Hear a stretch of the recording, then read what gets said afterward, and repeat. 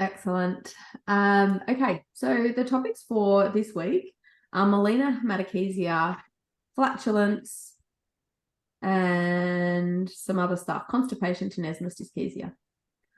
And as my very social media savvy helper put it, all the language of the bowel. So how it tells us how healthy it is from the kind of essentially duodenum down. Because we've got exams coming up, rather than just go through the chapter and work through all the information in there and make sure we're covering a breadth of kind of subjects, I thought as I went through the chapters, I was sort of picking out what could be potential exam questions. And there's actually quite a few in here because they're really common presentations, aren't they? So I thought rather than go through chapters, I'm just going to chuck some cases at you. And we're going to talk about the different differentials for each of the things and what testing we might do and how your approach might differ for a dog with haemotochezia versus a dog with Malena and stuff like that. Is that cool? Okay. It's good as well because on Wednesday I saw this patient. So we can, the first one we'll go through. Natalia, do you have any cases today? Just as... Yeah, so I thought I would bring up the case Tiger. You guys did an ultrasound. Remember that Dr. Jill asked you about it? It ended up being really interesting. Like he had myriad of problems. So yeah, if you want, we can go later or now through the case. Yeah, up to you. Have you got yeah, I just need to sharing permission? There we go. That should be fine. No, I may need to connect with my computer. That's the thing. Oh. Why don't I do this case first, and then while you get yours, yeah. Sounds good. Okay.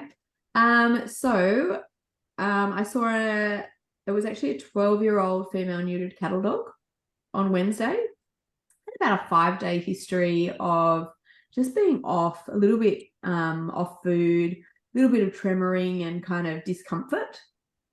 Seemed sensitive in the abdomen on palpation.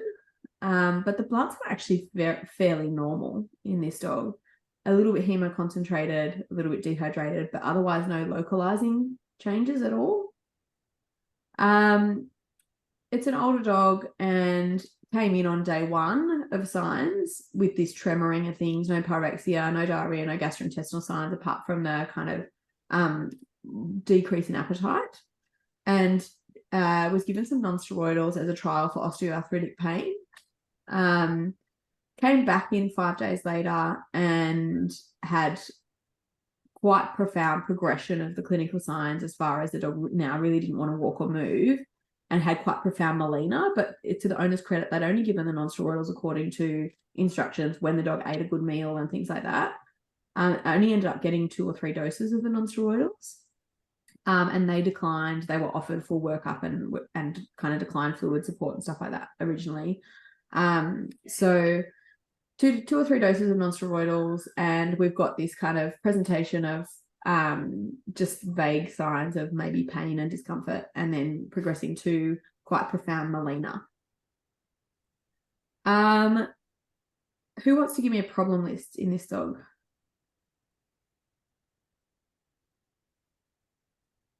Abdominal pain, Malena. Yeah.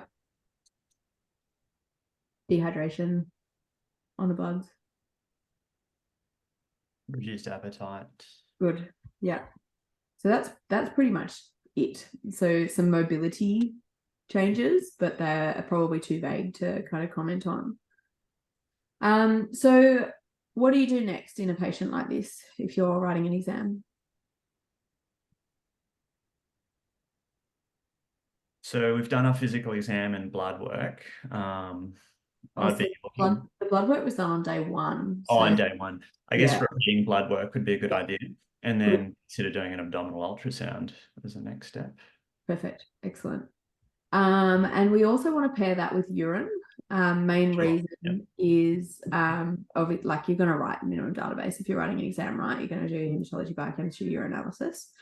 The main reason is we might well have renal enzyme elevations in this dog, and we really want to clarify whether they're pre-renal or renal. So we're just for Matt that's just joined, we're just running through a case with a 12-year-old cattle dog with very vague onset of signs and Malena, and just up to running bloods essentially. So before I give you the results of the blood tests, let's do some broad categories of the causes of Malena. Bleeding within the upper airways. They Good. swallow the blood. Yeah. Right. Excellent. That Bleeding is within the upper gastrointestinal tract. yes. What do you mean by upper? Either stomach or small intestine. Can actually be like colon as well. Actually, yeah, to cause Malena. It's pretty much descending colon rectum where we get fresh blood, and that's about it. Okay. Eating something that's high in blood content, like if they're fed offal, spleen. Excellent. Very good. Yeah, raw diet. Pets that are on a raw diet.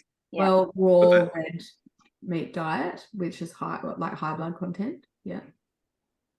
So there was a comment, I can't remember if it was in Edinger or something else that I read, that a human would have to drink 70 to 100 mils of straight blood to have clinical evidence of Malena. It's actually quite a lot. Yeah, I've never seen a raw fed dog have Malena, except for maybe on kangaroo. It looks a bit like Malena, but I see like 50% of our pets are on raw. Like you just don't actually see that. What about like dental, like periodontal disease, bleeding like upper in the like oral cavity or pharynx, that sort of? Absolutely. Yeah. So Natalia mentioned upper airway. So nasal, oral, and there's nasal adenocarcinomas. absolutely, because they often block the front of the nose and they bleed caudally, and then there's no blood coming out. No epistaxis. Yeah, they usually, I mean, if they're blocked, there's other clinical signs. I think the one that I've had that was the sneakiest was a very caudal oropharyngeal squamous cell carcinoma in a cat that was just bleeding huge amounts. And the other one we see actually relatively commonly, although with reducing frequency, and I'm interested to get your opinions on this, but oral granuloma complex, the eosinophilic granuloma complex, and like a granuloma on the hard palate, that can actually erode through the palatine artery, and they lose a lot of blood, and they can present quite anemic as well. So let's sort of say blood loss into the gastrointestinal tract, wherever it sort of come from, as one category. Now let's do a subcategory. So we might have blood loss secondary to neoplasia. Coagulation problems. Good. What sort of coagulation problem would we be more likely to see blood loss into the gastrointestinal tract? Primary or secondary? Primary. Primary, maybe. Does everyone know what I mean by primary or secondary? Good. So primary being a disorder of the kind of initial platelet plug formation. So you can have von Willebrand's vasculitis or a platelet disorder. Or secondary, which is a disorder of the coagulation factors, where you'll get abnormalities of APTT and PT. But with primary hemostasis abnormalities, because the guts move in like this, like it causes grazes on itself all the time. So just those initial little platelet plugs, which would normally just like stop those from bleeding at all, we actually get quite significant blood loss into the gastrointestinal tract, which is normal gastrointestinal function. So definitely disorders of primary hemostasis. So IMTP would be the most common cause of the coagulopathy-induced Malena. So bleeding disorders, we've got neoplasia, like actual bleeding. We've got coagulopathies. Anything else in bleeding? Ulceration. Yes, good. So then that kind of takes us into inflammatory, doesn't it? Ulceration is typically inflammatory in origin. So what other causes in the inflammatory category might we have? So-called IBD. So-called IBD. Controversial, man. I feel like you're like trying to get a response. Anyone who's sitting a medicine exam, IBD, full stop, not controversial. Okay. What else? Is it not steroid responsive enteropathy now for like it's IBD still fine for an exam? Inflammatory bowel disease is the umbrella term that covers steroid responsive, food responsive, fiber Oh. responsive, like anything that's got histologic evidence of inflammation is IBD. Okay, so that's not chronic enteropathy as the umbrella term for that. Anyway, that if Chronic it's enteropathy includes non-inflammatory, like so Yeah. dysbiosis without evidence of histologic inflammation. And then you've got IBD versus so if there's histo evidence, it's still inflammatory bowel disease. disease. Okay. Yeah. Okay. Sorry. No, that's all right. Because typically, like if we had the reason why we kind of subdivide those into inflammatory, non-inflammatory, you don't get Malena with non-inflammatory, right? You don't get protein loss with non-inflammatory.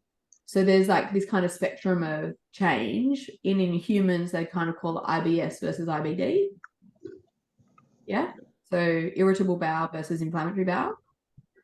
And so those kind of then umbrella terms then have a lot of kind of subcategories, but where you won't get Malena unless there's active inflammation. Yeah. So I think that would be correct to write in this setting. You won't get Malena with hypo, would you? Like that shouldn't be on the list. Or you can Be on the list. Yeah. on the list, okay. Yeah, absolutely. Yeah. What other, so let's sort of talk about when I like to kind of have categories because then I can work through a list sort of thing. So I like to think of extra gastrointestinal causes and gastrointestinal causes. So let's go into the extra gastrointestinal causes now. So bleeding disorder we've covered. Hypo A is a good one. Any other endocrinopathies? Oh, that's not even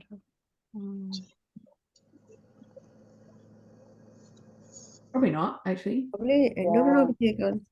No. I Sometimes mean, could like renal, could like uremia potentially be one of an extra kind of tied in with ulcers, I guess. absolutely. So renal disease for sure. Liver disease, portal hypertension. Disease, Big one. yes, good. What's the mechanism of Malena in portal hypertension? I don't know how, but I know portal hypertension is a big one. Mhm. Cause Malena. So if you think about where does the portal blood come from? There's like GIT, spleen, Yes. stomach. So if you increase the pressure upstream from the GIT, what happens downstream? Yes, we get congestion. And you actually get diapedesis of the red cells that just move through the wall into the gastrointestinal tract. Into the small intestine or Yeah. Or, yeah. Any of the portal, like mesenteric Right. vasculature, essentially. So all of the small intestine and colon. Interestingly, in humans, the blood vessels come from the esophagus as well into the portal vein, not in animals. Yeah. So people with portal hypertension, usually caused by cirrhosis, get esophageal varices, like diverticuli and like aneurysmal kind of dilations of those blood vessels that rupture, and that's one of the leading causes of death in humans with portal hypertension. And that like it's like blood just bubbles out of their mouth. It's just a really I'm very grateful we don't have that in animals. Good. So we've got renal, we've got hypo A, we've got liver.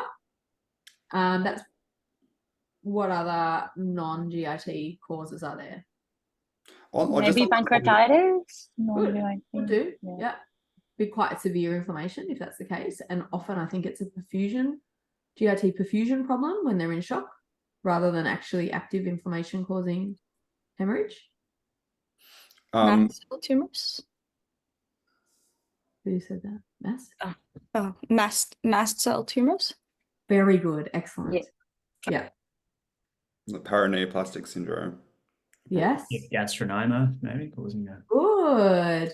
So this is interesting. So we're sort of talking about my categories of extra gastrointestinal versus gastrointestinal. Where's gastronoma sit? I don't know. Because typically they're pancreatic in dog. Yeah. So I guess it's extra gastrointestinal. How does the gastronoma cause gastrointestinal bleeding?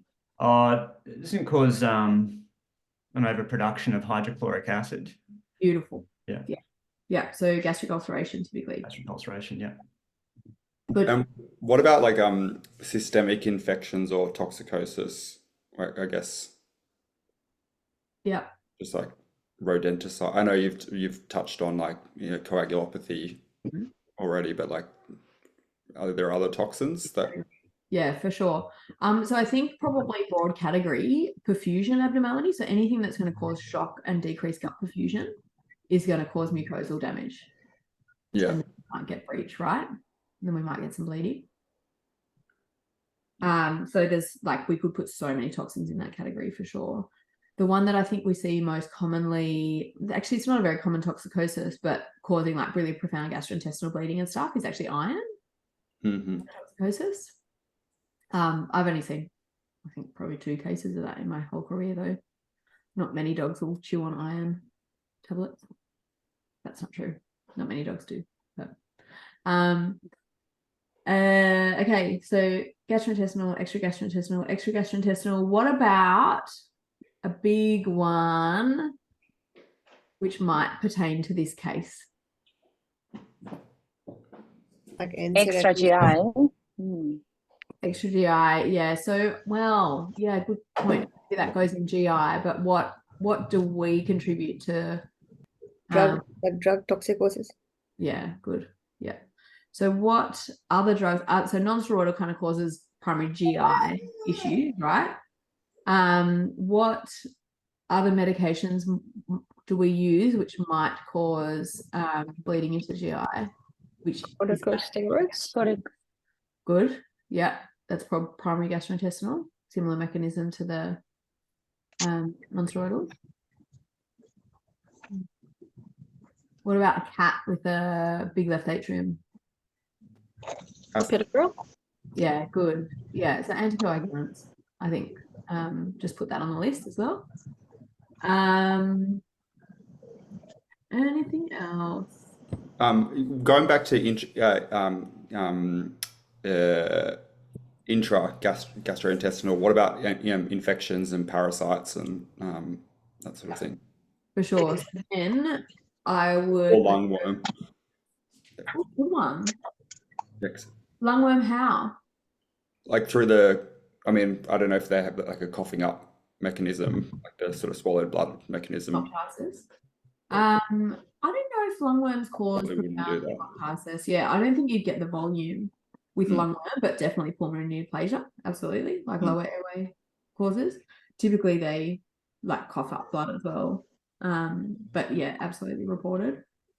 Toxicara. Good. Yeah. So I think if I was in an exam, I'd probably say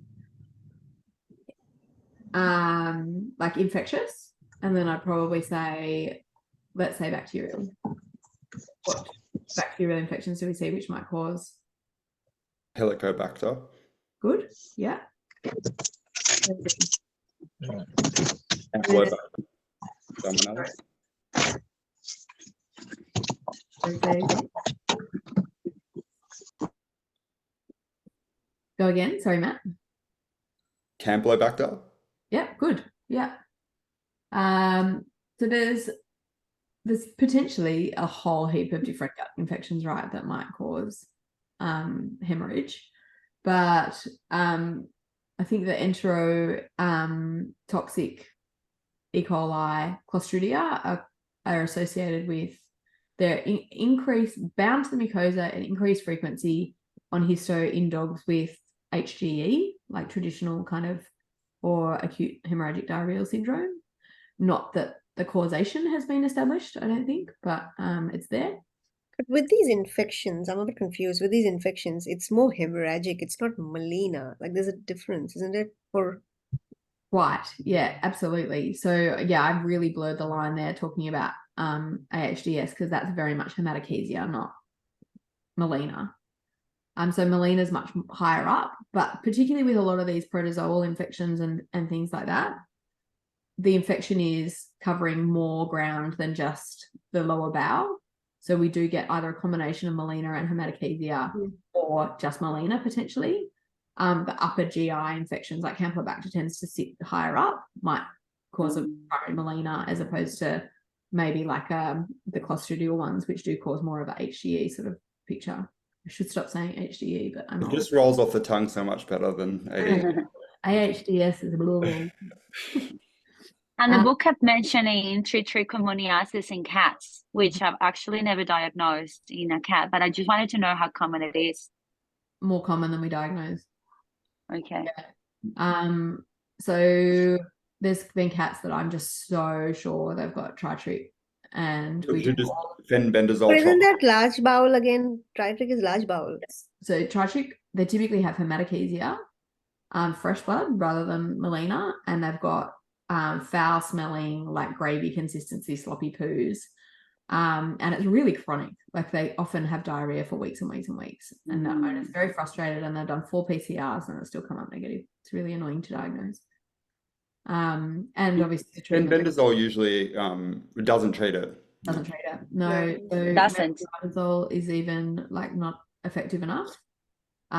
So we have to use ranitazole. We usually have to get it compounded, and there's the way that you dose it has to be quite specific because it does have neuro side effects. So it's not Sorry, what was the name? ranitazole. Ranitazole. Yeah. It's like a bird form of metronidazole kind of thing. We use it. There's like a formulation for birds, but cats are like, don't put that anywhere near Right. bird food. Because the book kept saying that metronidazole in cats is not ideal because it causes a mutation in the DNA of the lymphocytes. Is that true? I mean, am I crazy? Like metronidazole. There's a correlation between, like, isn't there some increased odds ratio of getting the alimentary tract lymphoma from use of metronidazole in cats? Is there? I didn't know that. Yeah, I mean they think, or they thought, like with the like potential shift from IBD to lymphoma, that metronidazole was implicated or correlated with that. It's not they thought of that rapid turnover inflammatory cells, hence then more likelihood of mutation. But then I'm sure at a conference at the London Vet Show, someone said that they're like, it's metronidazole use. Wow. Yeah, so I found it. It said, the book said metronidazole use in cats damages the DNA in feline lymphocytes. Yeah, that's probably the mechanism. That is like groundbreaking. Did you read that in Energer? How did I miss that? Yes, in the new Edinger. Yeah. Yeah. Yes. Okay. I'm going to do some research on that. That's cool. Yes, so cool. I was like, oh my God. Yeah. And how many of those cats have seen metronidazole? I'm going to do a public service announcement if that's true. I'm going to put that all over my social media. Excellent. I mean, they are talking about metronidazole also in dogs. Like the more times you give, you actually worsen diarrhea, dysbiosis, all of that. So it's not a benign drug at all. It's got People a used to 6 say month. anti-inflammatory. Like that's not, I'm air quoting because it's really annoying when I hear that. But I think we should really think about using it willy-nilly. Yeah, absolutely. Yeah. It's got it doesn't have 100% 6 month relapse rate. Pretty close though. I think there's a paper that says 100%. Wow. Okay, I'm going to do a metronidazole deep dive, and then I'm going to educate everybody that I speak to.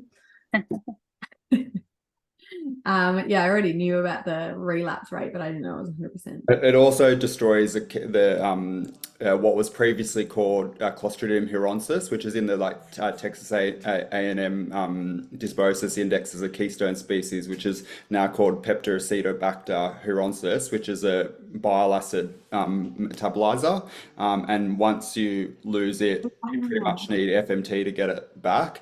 So metronidazole is got very notorious for getting rid of Clostridium hironsis, particularly if you do it within the first 2 years of life. Wow. And most puppies get metronidazole at kind of 5 months for kind of an odd, simple diarrhea, and then later they have full-blown chronic. So I'm really interested in this idea of bile acid diarrhea. Bad. Yes, bad. So if we've got Clostridium hironsis gone, and that's one of the main bile acid metabolizers in the gut, because bile acid's quite osmotic, right? So it draws fluid into the gut, and it's irritant as well. So we get inflammation as well as osmotic effect contributing to diarrhea. That's very interesting. Mm. And yeah, you're right. Most dogs have seen metronidazole, haven't they? And there's a paper from 2022 on the looking at secondary bile acid metabolism in IBD. So it talks a lot about it within the IBD framework Wow, interesting. as a like a sign of remission or something. It's like like improve metabolites. Interesting.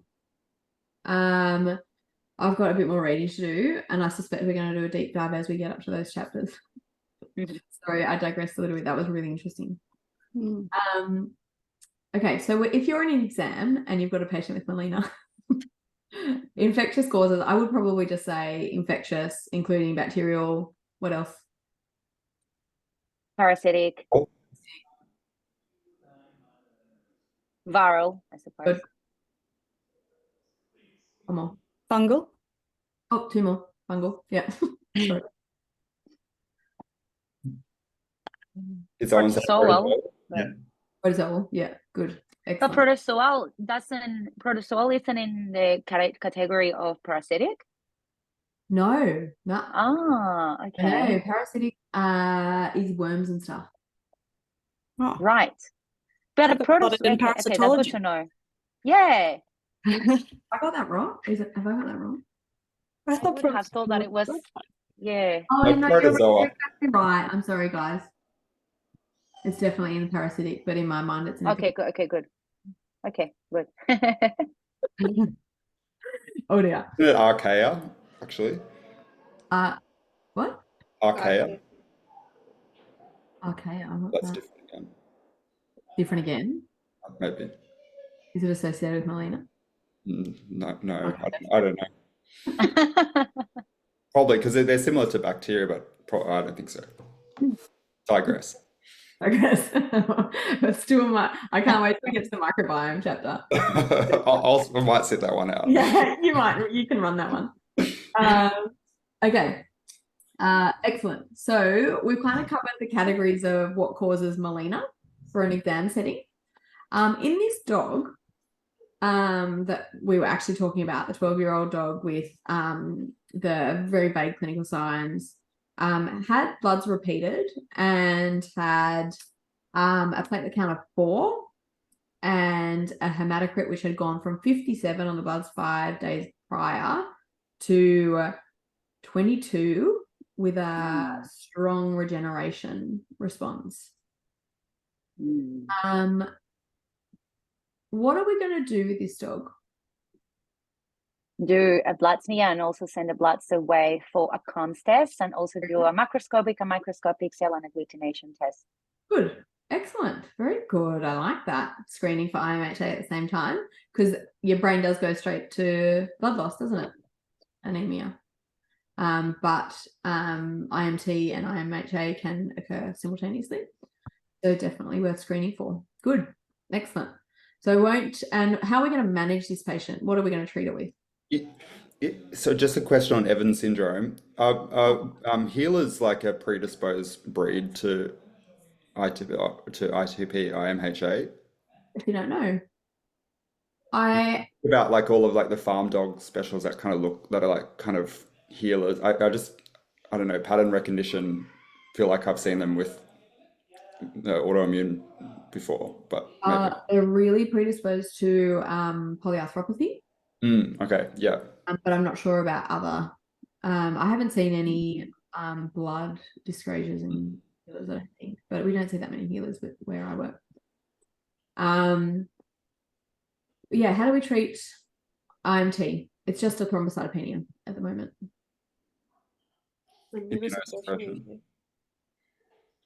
Prednisone, somebody said. Minus vincristine. Yeah, pretty much. Yeah. Would you use vincristine if you like? I'm under the impression you should use it in the first few sort of hours, as in like 72 hours. Oh, 72. But then I've also heard someone say you can use it whenever. Sorry? I've also heard someone say whenever, so I don't know the right, like, I thought it But it was was until the pred kind of kicks in that you use it to It's bolster the platelet count.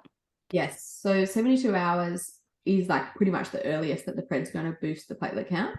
So if you've got a dog that's bleeding out in the interim, you need to either give them a blood transfusion or vincristine or both, essentially, to try and boost that platelet count. I think the use of vincristine is still controversial, like amongst specialists. There's papers that support it for sure. It definitely decreases hospitalization time. In that we keep dogs hospitalized until their platelet count is normalized or safe, at least. So over 30, at over 30, you're not going to get spontaneous bleeding. So we tend to look at them on paper and go, yep, they're safe, we're going to send them home. But there is some question. Does anybody know what about the downsides of vincristine? That it can cause neutropenia. Yeah, it can. It's supposed to not be a myelosuppressive chemo drug, but certainly my experience is that we've seen secondary to vincristine. So it could predispose them to infection for sure. What's the most common side effect of chemo drugs? Gastrointestinal. Vomiting and diarrhea. Yeah. So if you've got a bowel that's already grazing itself just with its normal function, and like we see animals cause hematemesis because the vomiting is so violent, right? So if you've got a dog that's predisposed to bleeding and you're causing vomiting, that would be contraindicated, right? Yeah. So I am a little bit nervous about it and always pre-medicate, and I use a pretty conservative dose, so I minimize the risk of side effects if I feel like I have to use it, and I do put that on the client's decision-making box. But there's also pre-med with meropitant or something for diarrhea as well. Yeah, meropitant for sure. I don't typically use anything with for the diarrhea, more because I want to minimize what I'm stimulating the immune system with. So I usually just hands off, as long as they're eating. So apparently the platelets that come out as a result of vincristine aren't that functional. So where the paper said that vincristine improves outcomes in that they've shortened hospitalization time, that's based on an improvement in platelet count, but not actually an improvement in signs of bleeding. Right. Yeah. So it might not be actually safe to go home at a platelet of 30. It might be artificial, like sort of giving you a false sense of security. And often in the dogs that you've reached with vincristine, they're the dogs that got transfusions too, because they're the really sick ones. And it's probably actually the transfusion that's keeping them safe. And they were probably safe to go home immediately post transfusion anyway. I'm not 100% sold on vincristine. I think we need bigger studies with more kind of complication information and stuff, and measuring platelet function in dogs. Does tranexamic acid have any preventative effects, or like is it used in these settings? Some people use tranexamic acid for INT. They use it in humans for sure. Again, what's the side effect? Most common side effect? Gastrointestinal. Yeah, exactly. So make sure you're using anti-nausea medications at the same time. There's another drug that's a bit more exciting. But tranexamic acid is a fibrinolytic agent. So if you don't have the platelets to begin with, then like the plug's not going to form. So what is the question of lysis? So I'm not understanding what's the role there. The 4 platelets that are left, they make the plug, then it's going to stick around for longer. Just strengthens those plugs. So you just like it's a backup thing. Yeah. Is it wrong just to use prednisolone on its own, or do you always reach for a second agent? And if so, are there any others that you would also suggest in an exam setting, like cyclosporin or or anything like that? There's no evidence of superiority of any of the second agents. So you could, in an exam setting, be justified in saying pretty much any of them. The main thing, and this is kind of extrapolating from the consensus statement with IMHA, because we don't have the same kind of consensus on IMT management. But you don't want to be introducing more than one second agent. Like if you haven't got control of it with 2 agents, then there's something else you're missing, kind of thing. Or dose or something, or compliance, or there's something that's not working. And if your first agent is prednisolone, and that is definitely recommended as the first agent if you can, your second agent should be something that works on a different strategy So where prednisolone decreases macrophage activity, decreases cytokines, decreases inflammation, neutrophils, and systemic inflammation, you want something that's going to probably decrease cytokines and lymphocyte and immunoglobulin production more. Yeah. So you're going to go cyclosporin, mycophenolate. Flutamide would be probably less data on it, but still legit. And azathioprine would be the kind of choices that I But is the question when to start with the first, like in the at time of presentation, starting with first line pred, do you add a second agent straight away, or do you see if you get a response to pred first and then only add a second agent if there's if it's refractory? I only do pred as a first agent. So IMT is either peripheral platelets, like immunoglobulins directed at peripheral platelets, or it's immunoglobulins directed at megakaryocytes. So if it's peripheral platelets, you get a response to pred within sometimes 4 to 7 days minimum. It's a maximum. If I haven't got a response by 7 days, if I haven't got platelet counts that are higher, I'm going to say this is probably megakaryocyte directed platelet IMT, which takes 3 to 6 weeks before you generate a platelet response. So then if I get to day 7 and I don't have a response, the second agent's coming in, I know that the outcomes are worse. I'm going to be managing clients' expectations prognostically because this is going to be a long road, but I'm going to prepare them for 3 to 6 weeks before we get platelets coming back. But yeah, second agent only at 7 days for me. And you'll get, and there's no consensus here, so you'll get a different response from every specialist you ask. But there's no evidence of superior outcomes if you add a second agent with peripheral IMT since I studied. If Josh was here, I'm sure he'd be correcting me. So question regarding that. So let's say, well, I have a very interesting case about that. So I saw a dog called Arrow, a 14-year-old female spay Labrador, and presented, well, what's clearly is that I diagnosed a dog with diabetes like a month ago, and it was doing well on the insulin, and then last week presented because had dark looking stools and then vomited with blood. And I was like, oh no, that's very unusual. I admitted the dog, and on the physical exam, I noticed that, yeah, I had petechia, bleeding gums, and I was like, oh no. So I took bloods. The platelet count was super low, thick, and surprisingly, the red blood cells were completely normal. So the dog is 40 kilos. So then the centrifuge was broken, and I couldn't run a PCV-TP. And I learned in internal medicine that you cannot rely on the hematocrit from the CBC automated machine. Is that right? And depends on your quality control. yeah. So I was like, yes. Anyway, so I ended up referring the dog, but I was in the conundrum of, I was like, I did a manual platelet count and all of that, and I was like, yes, the dog has low platelet count. I was like, could the trigger be the insulin? I don't know. And anyway, I referred the dog because I wasn't sure whether I should have given the dog a dexamethasone injection because I was concerned about the bleeding. I was like, yes, I know that hematomesis is due to low platelets and bleeding, but my question was, if you have a 40-kilo dog and you are concerned about also potential gastrointestinal ulceration, I was like, should I calculate the dexamethasone dose based on the square meters, or should I do mg per kilo? Because I was really concerned about the potential side effects of that. Yeah. I was like, I know with the prednisolone, you calculate that based on square meters, but what about with the dexamethasone if you want to give the one-off first? Yeah, same thing. So what I'd do, if I was gonna, with my dex doses, I typically use divide it by 5, my pred dose. So I'll calculate my pred dose on meter squared, and I'll divide that by 5 and use that as my dex dose. Okay, so you calculate the prednisolone dose based on square meters, and then that result you divide by 5. Yeah.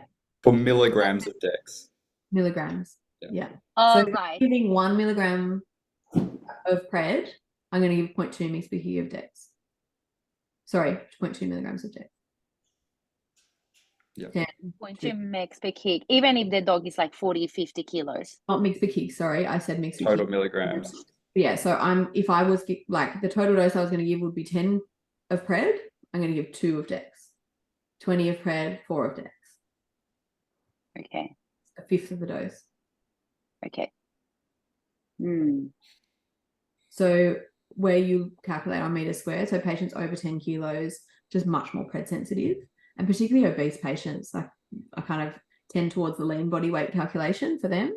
But dose on meter squared, because the doses they need are much lower and the side effects they experience are much more severe. We digressed quite far. Yeah, what's going on with this? I was trying to make it an exam situation, so where it's just never going to go.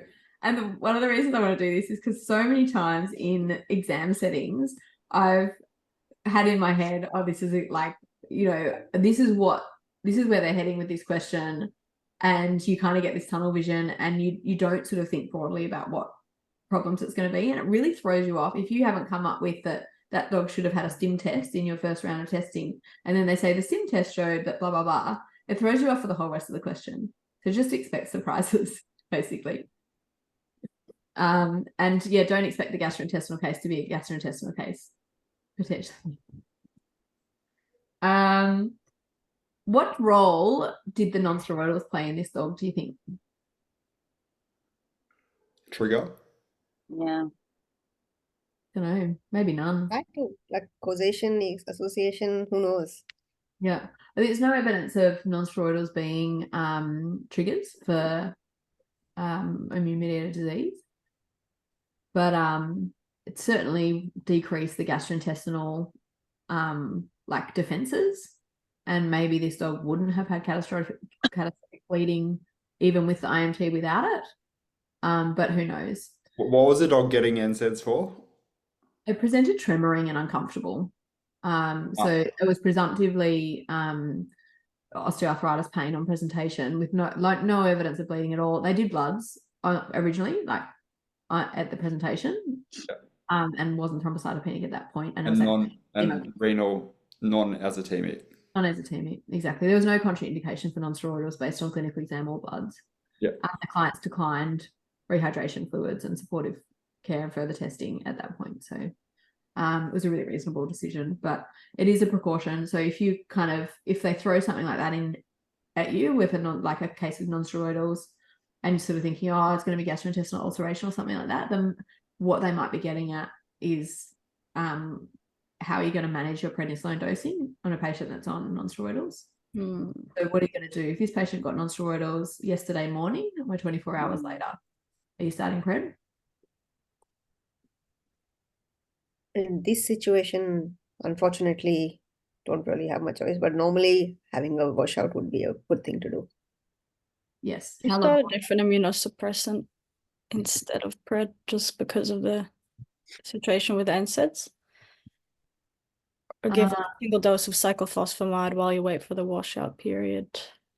You could do. I don't think there's a right or wrong. Again, and everything else like cyclosporin, cyclophosphamide, any of the chemo agents are associated with gastrointestinal signs as side effects. So what's the ideal washout period? Did anyone answer that? 3 to 5 days. Yeah. We'll definitely push it to 48 hours. Like if we were 48 hours down the track, this dog would be getting pred for sure.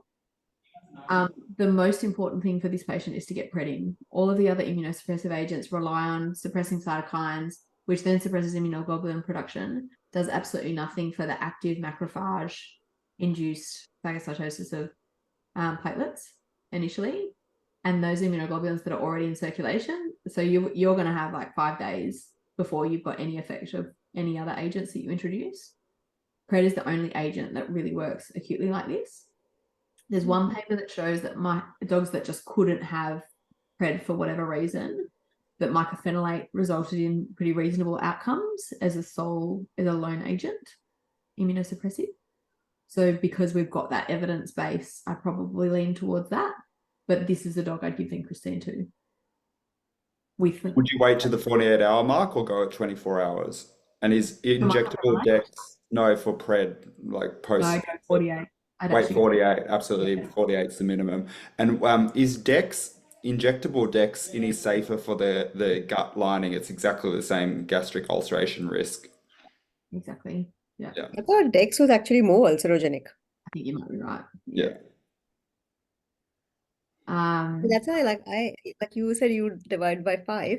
I've learned to divide by 7, so I do 7. Like divide the pred dose by 7. Yeah.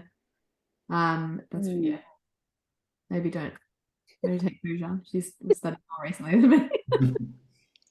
Right, 6. okay. Divide by 6. it's just a jab it.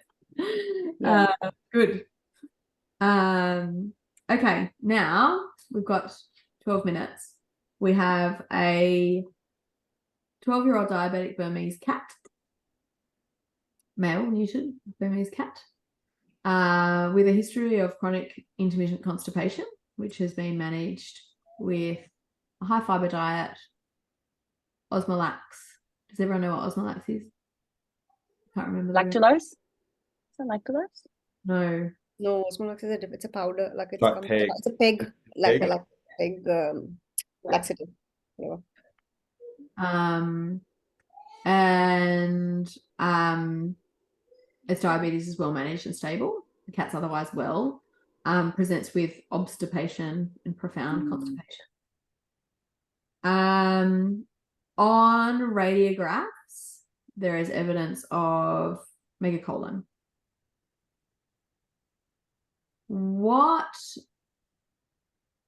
And the cat's had a couple of vomits in the last 48 hours. What are we going to do about this patient? How are we going to manage it? Just start with an enema to relieve the constipation and get them on some fluids to rehydrate Excellent. before thinking Neuropathy. long-term Yeah. management. Good. What if we were going to do bloods in this cat? What can contribute to constipation and might be present in a cat with concurrent diabetes? So we've mentioned Butyrate. Probably the cat's dehydrated, so you would want to know if dehydration. it's not going into decay or something. Yeah, exactly. So dehydration will definitely impact constipation, won't it? What other abnormalities on a biochem might we see that might make you think, we might be able to improve the colon function here without surgery? Electrolyte dyscrasias. Good. Which ones? Yes. Potassium. That's a big one. So this is the one that particularly in diabetics, because it's so linked to glucose transport, they're often just borderline hypokalemic, and that's definitely going to impact colonic tone. Any others?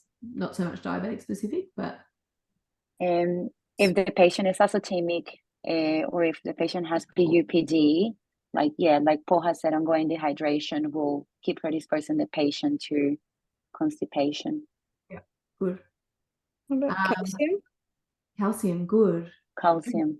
Yes. So calcium is a cofactor in all muscle contraction, pretty much every chemistry reaction in the body. And any derangement in calcium will alter smooth muscle tone and therefore bowel function. So hypercalcemia is by far the most common thing we see as far as calcium balance goes, but hypocalcemia, hypoparathyroid dogs often have bowel signs as well. Are you saying that with either high or low calcium, you'd get weakness of the bowel? Yes, yeah, or changes in the bowel. So hypercalcemia can be associated with diarrhea as well as constipation, because it's so many factors that contribute to transit time. Hypercalcemia is often associated with constipation. So, And what the mechanism for diabetic neuropathy in humans is that anything to do with electrolytes, or is that completely like that's a different mechanism?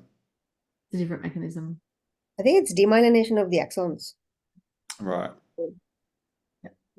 What we see histologically, they don't fully understand what causes it. That was an exam question in my fellowship exam. You have to know the sorbitol pathway to answer it.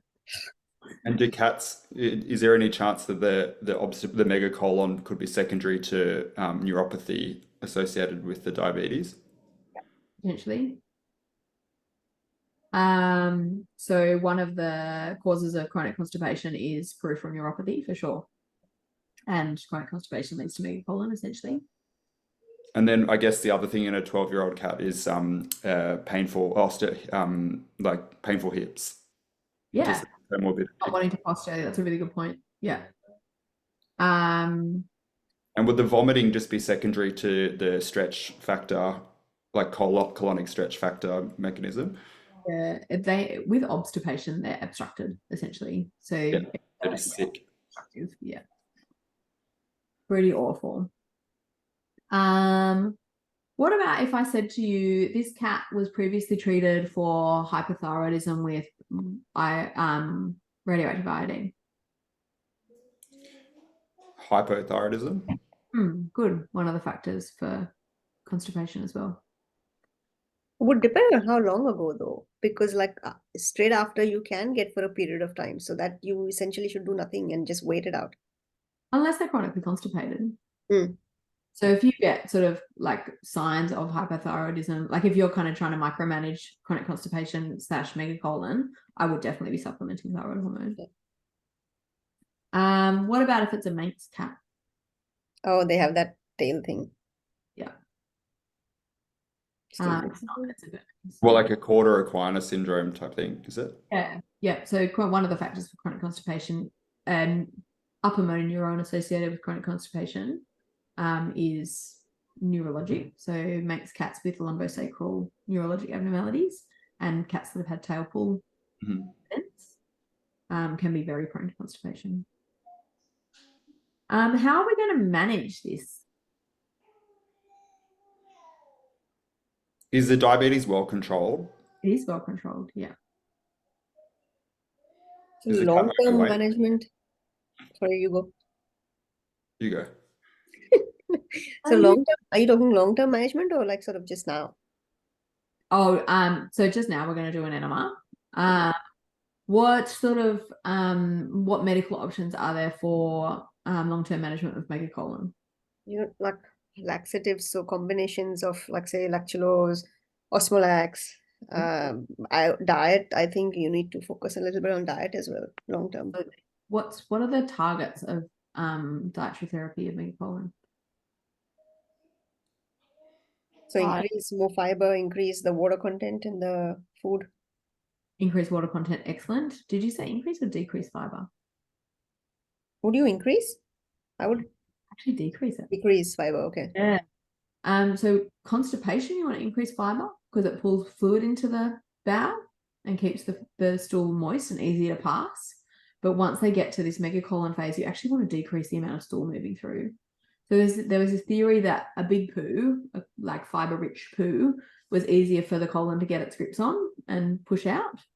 But they've now sort of shifted that thinking to you just want to decrease the amount that the colon's having to deal with and how much it can get impacted over time.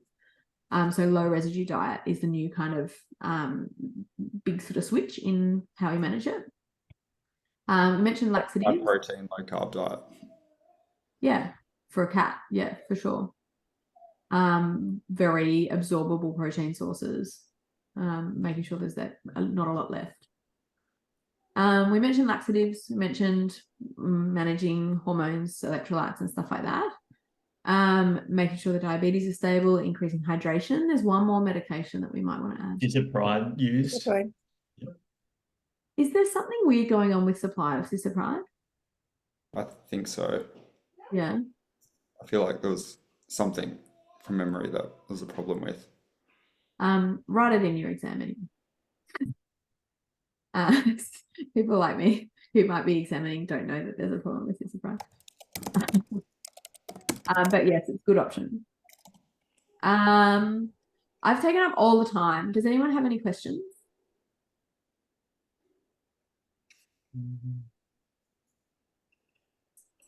We've done a bit of roving around subjects today, so I apologize if you wanted to learn more than you did.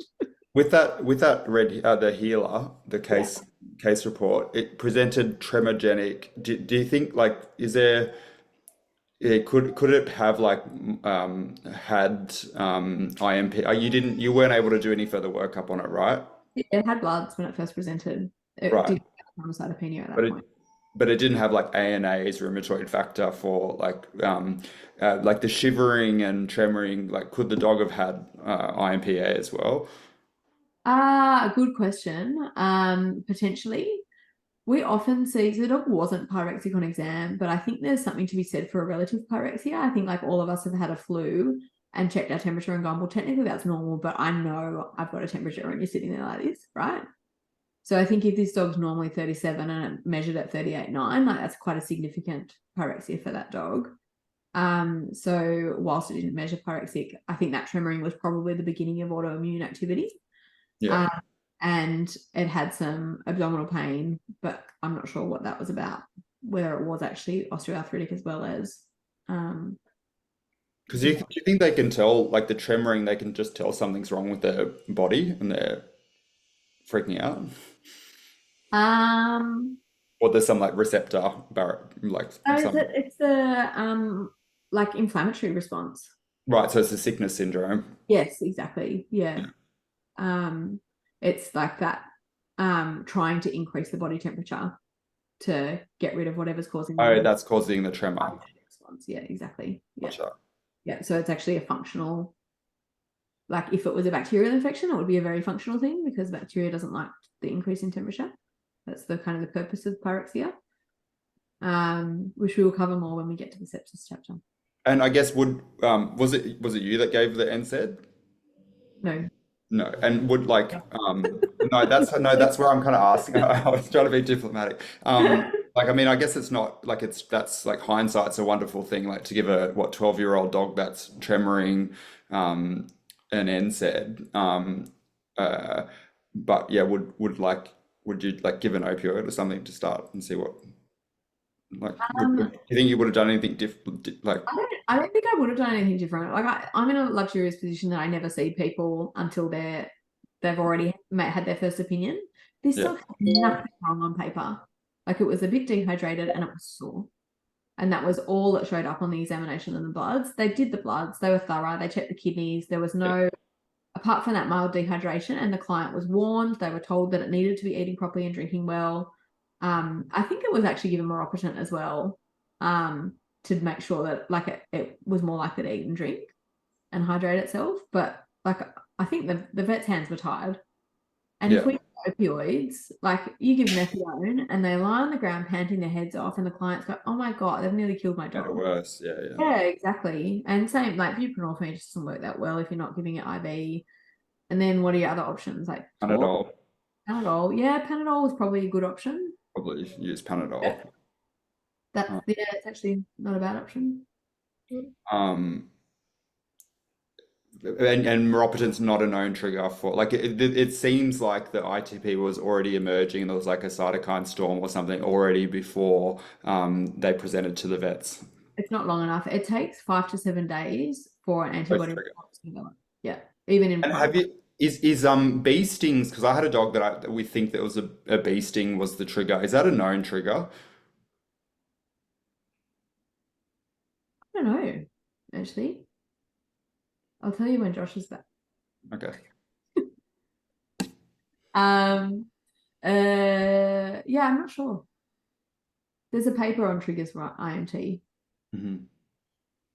My personal opinion is that if an animal is like wake symptoms unwell, like this thing, I stray very far away from meloxicam because you just don't know what's brewing. It could be something going on, and you just dig yourself in the hole. Especially if there's mild dehydration and things like that. Like meloxicam is like for me, it's an absolute no.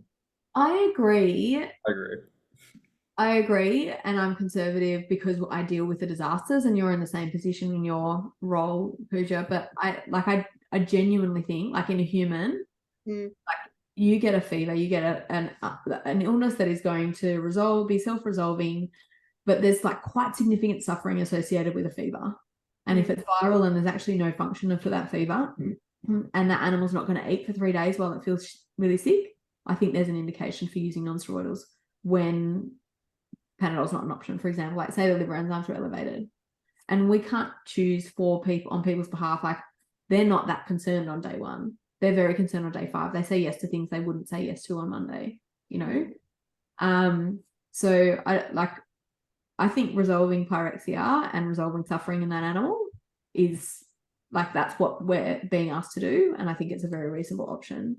I think Panadol was a good option, but again, I think sometimes on the spot, I wouldn't necessarily think of it. Like I don't want to be judgy of that vet's choice. They used their judgment. The dog had orthopedic pain. It made sense. Yeah. It was the best choice for orthopedic pain for sure. And they gave them really strict instructions on when to give it and when not to, and they only did give it when the dog was eating. And they did bloods, which is exactly. massive tip. Yeah, exactly. Yeah. So no judgment at all. And I do think sometimes like people do think that in hindsight you're like, oh, I wish they hadn't done that, but you're not in that consult room. No, not for this case. I'm saying in general, like my general comment. Like I don't know. I sometimes feel I'm a bit too overcautious about meloxicam. Like my colleagues make fun of me because I'm always like checking. I want to make sure the urea creat is fine, PCBTP is fine. There's no dehydration animals eating. So I get told very often that I'm overcautious. Yeah, and I am too, because we've dealt with the disasters. Like you've been, right? But there's how many patients do we not see who are like would have incredible suffering without non-steroidal. Non-steroidals are like amazing pain relieving drugs for osteoarthritic pain. There's no substitute yet, or no safe substitute yet. So, and sometimes they just need 24 hours to get back on track, and non-steroidals provide that. I think there's a difference between non-steroidals for less than 2 weeks in like humans, animals, and more than 2 weeks. I think 2 weeks is the good cutoff there. Good cutoff for long term, like you shouldn't be using them long term. That's what like all of the sports rehab specialist things say. That's interesting. Yeah. I mean, it's still like the pain specialist still like it's the first line, like it's still today like the standard of care first line choice. But then practically what all of the people in the pain and like functional like sports rehab world is like trying to get on and off it and have something else replace after 2 weeks. And if you can get rid of the inflammation with a targeted therapy like that, and then maintain the inflammation gone with physical therapy and like get on top of the pain and then use it when you really need it, that makes sense, doesn't it? Yeah. I better run. I've got to take my kids to school. Thanks, Anna. Thanks, everyone. Yeah. I'll see you in a fortnight. That's going to be the last one before exams. No. Yeah, next fortnight's the last one before exams. Good. All right. We can talk about flatulence then if you really want to. Bye. Thank you so much. Thanks, everyone. Bye.